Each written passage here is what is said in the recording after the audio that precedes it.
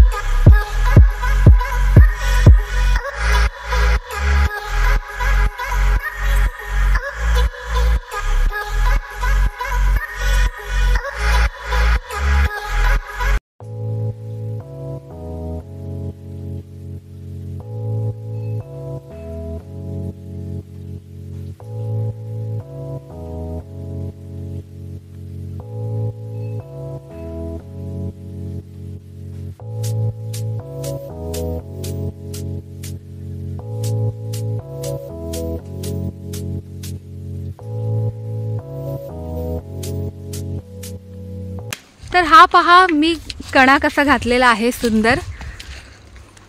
तर इथे पालखी ठेवण्यात येणार आहे, तर हा पालखीच्या आकाराचा कणा मी घातला इथे।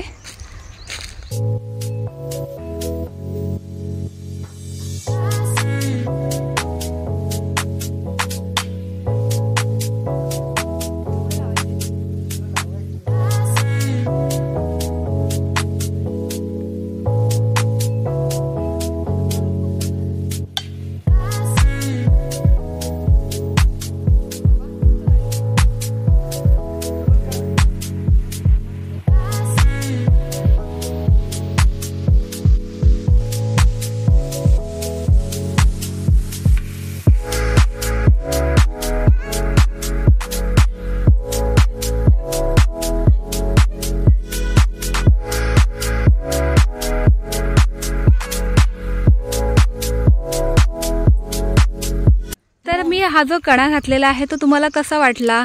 माझा व्हिडिओ तुम्हाला बघायला आवडतात आहेत ना? तर असेच माझे व्हिडिओ पाहत राहा, माझ्या नवनवीन ब्लॉग्समध्ये तुम्ही मला भेटत राहा। माझ्या चॅनलवरती जर तुम्ही नवीन असाल तर माझा चॅनल सबस्क्राईब करा। तर मग भेटू माझ्या नेक्स्ट ब्लॉगमध्ये। आतासाठी बाय बाय।